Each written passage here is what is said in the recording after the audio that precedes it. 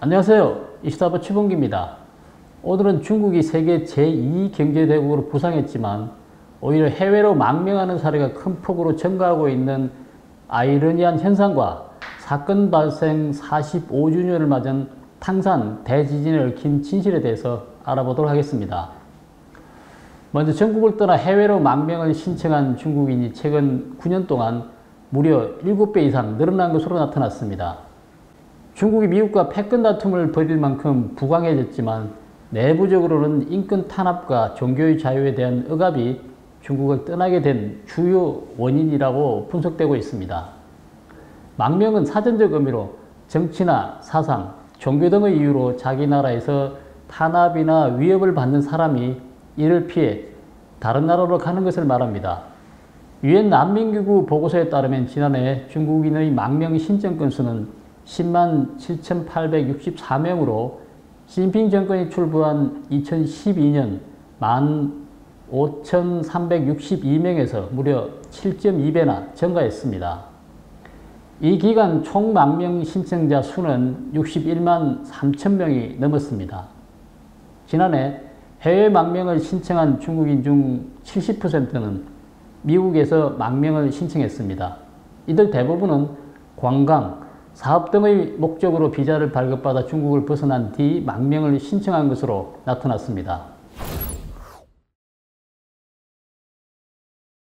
중국인의 망명 신청 증가는 신장 위구르족 무슬림, 티베트 불교 신도, 가정교회 기독교인 등 종교 탄압을 강화해왔기 때문인 것으로 보입니다. 최근 중국 공산정권은 가정교회를 파괴하고 종교시설물을 철거했으며 성직자를 체포하거나 성경을 공산주의 노선에 맞게 개정했다고 합니다. 또한 재교육시설을 늘려 종교 신도나 파룬궁 수련자들에게 신앙을 포기할 것을 강요하고 있다고 합니다. 지난 2020년 중국 공산당 정권의 종교 탄압에 못 이겨 중국 남부에서 거주하던 50여 명이 넘는 기독교인들이 우리 제주도로 와서 망명을 신청했고 현재 제주도에 머물면서 망명 여부가 결정되기를 기다리고 있다고 합니다. 한국난민인권센터에 따르면 2020년 접수된 약 12,000여 건의 망명 신청 중에서 성인이 된 것은 고작 0.4%에 불과하다고 합니다. 이처럼 종교는 대다수 국가에서 사회를 구성하는 한 축으로 인정받고 있지만 중국에서는 공산당의 권위나 통제를 위협하는 세력으로 탄압을 받고 있습니다. 보호의 대상이 아니라 공격의 대상이죠. 중국 문제 전문가 리니리는 중국 공산정권은 정권의 위협이 된다고 판단하면 범법 사실과 무관하게 구성원들을 공격한다. 나라는 잘 살게 됐지만 오히려 더 많은 중국인이 해외로 탈출해 민주주의 국가에 정착하는 이유라고 말했습니다. 최근에는 인권활동가나 반체제 인사, 종교인에 이어 기업가들도 중국 탈출 행렬에 가세하고 있다고 합니다. 정권을 향해 바른 말을 했다가 이런저런 꼬투리가 잡혀 고초를 겪는 기업인들이 늘어났기 때문인 것으로 보입니다. 지난달 28일 허베이성 다오노 그룹 순다우 회장은 공공장소 소란, 공무집행 방해, 생산 경영 파괴 등 10여 가지가 넘는 범죄가 인정돼 징역 18년형과 벌금 311만 위안, 약 5억 5천만 원의 벌금형이 선고됐습니다. 순 회장은 지난해 11월 허베이성 가오베이덴시 공항국의 아내와 두 아들, 며느리 등 일가족과 다우그룹 고위 관계자 등 총 27명과 함께 체포됐습니다. 공공장소 소란 등은 중국 당국이 정권에 동조하지 않는 사람들을 잡아들일 때 주로 사용하는 제명이라고 합니다. 순 회장은 1985년 닭 1000마리와 돼지 50마리로 시작해 10년 뒤인 1995년 회사를 중국 500대 기업으로 키워낸 유명 기업인입니다. 그는 2003년 자신의 소셜미디어를 통해 중국의 인권 상황 그리고 지식인 억압 등의 문제를 공개적으로 비판했다가 국가기관 이미지 훼손이라는 제목으로 6개월간 영업정지 처분을 받기도 했습니다. 그는 또 2015년에는 당국에 체포된 인권운동가들을 지지하는 발언을 했고 최근에는 아프리카 돼지 열병이 심각한데도 당국이 이를 감추고 있다고 폭로하기도 했습니다. 리린이는 유명 기업인이라고 하더라도 중국 당국의 약탈을 피할 수는 없다. 순 회장이 당국에 비판적이긴 했지만 그렇다고 잡아 가둔 것은 지나친 처사다. 그가 체포된 사이 지방 관리들이 그가 이뤄놓은 다우그룹을 조각내서 약탈할 것이라고 비판했습니다. 중국 지도부는 알리바바 산하 핀테크 기업인 엔트그룹, 뉴욕 증시에 상장된 차량 공유업체 디디추싱, 중국 대형 인터넷 기업 텐센트 등을 반독점 위반이라며 조사하거나 처벌까지 했죠. 리린이는 중국 당국은 정보통신기술 통제권을 놓고 자국 기업들과 다툼을 벌이고 있다. 반독점, 세무조사 등은 사실 기업 탄압 수단이라고 말하고 있습니다.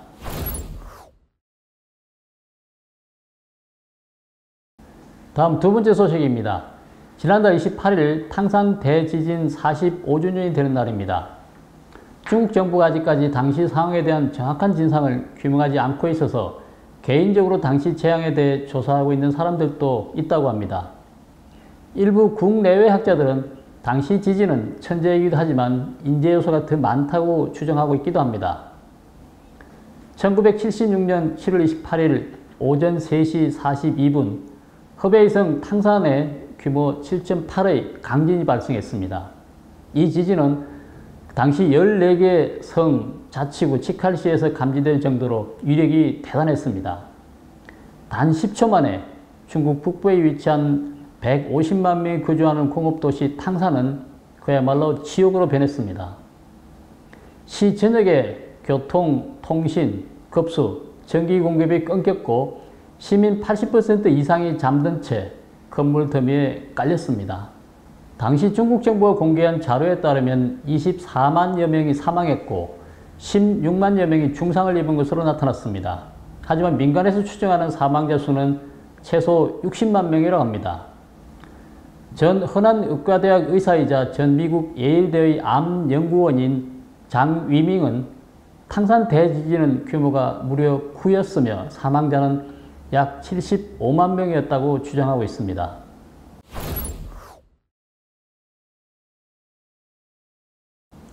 전 중국 공산당 중앙정치국 상무위원 웨이젠싱의 비서 왕유친 박사는 기고문에서 사전에 중국 고위청에게 탕산 지진 발생 가능성을 사전에 보고했지만 고위청에 의해 묵살됨으로써 결국 참사로 이어졌다고 밝히기도 했습니다.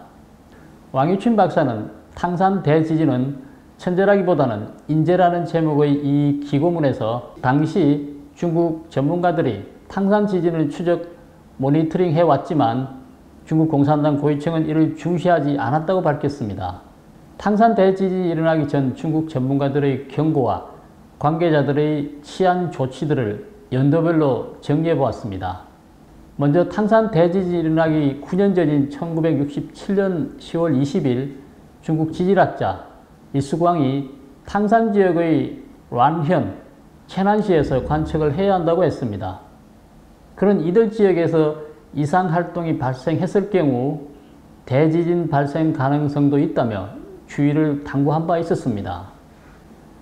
탕산 대지진이 일어나기 8년 전인 1968년 탕산시 지질 사무실 책임자 왕유천은 탕산 지진 관측망 구축에 나섰으며 관측 데이터를 매일 보고할 전담 인력을 탕산시 시내 40여 개 관측소에 배치했었습니다.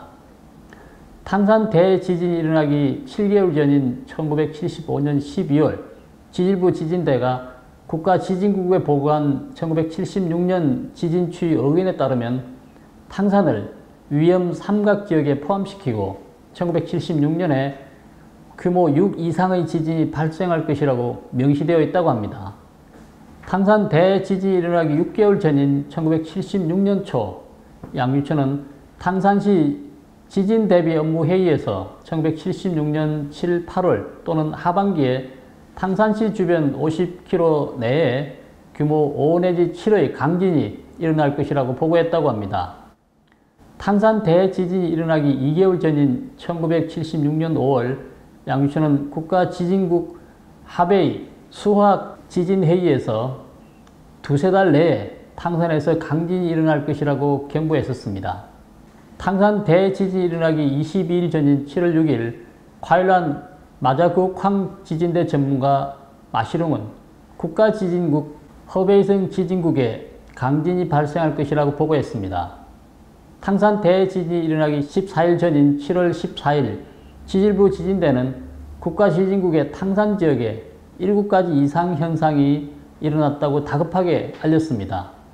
탕산 이중 군중 측정소 책임자 텐진우는 1976년 7월 말에서 8월 초 사이에 탕산 지역에 규모 7 이상의 지진이 일어날 것이며 규모 8에 달할 수도 있다는 지진경보를 발령하기도 했습니다. 탕산 대지진이 일어나기 5일 전인 7월 23일 탕산 러팅홍웨이 중학교 군중 측정소 책임자 허우지는 곧닥칠 대지진은 최소 규모 6.7에서 최대 7.7로 예상된다고 예보했습니다. 탕산 대지진이 일어나기 9시간 전인 7월 27일 오후 6시 마시롱은 카이칸 광무국 지진 판공실 및 상부에 규모 7.3 이상의 강진이 언제든지 발생할 수 있다고 보고했다고 합니다. 이처럼 탕산에서 대지진이 발생할 것이라는 전문가, 관계자들의 보고가 지속적으로 올라갔지만 당시 중국 공산당 고위층은 회개하지 않는 당내 최대 주자파, 즉 자본주의 노선을 걷는 실권파인 덩샤오핑을 비판하느라 국민들의 생사에는 관심을 두는 사람이 없었습니다. 모든 지진 관련 보고는 중국 공산당 중앙의 관심과 중시를 전혀 받지 못했던 상황입니다. 중국 공산당 중앙정부가 중시하지 않자 허베이성위원회, 탕산시위원회도 당연히 중시할 리가 없었습니다. 결국 1976년 7월 28일 저녁 탕산 대지진이 발생했고 수십만 명이 목숨을 잃게 되었습니다. 왕유치는 중국 공산당이 집권한 70년 동안 탕산 대지진 같은 비극은 중화대지에서 한 차례 또 한 차례 되풀이되고 있다며 큰 천재지변마다 중국 공산당이 만든 인재가 겹쳤다고 지적하고 있습니다. 인간으로서는 자연재해, 천재지변을 피할 수는 없겠지만 예상되는 재해를 사전에 감지하고 대비한다면 그 피해를 최소화할 수 있을 것입니다. 오늘 방송은 여기까지 하겠습니다.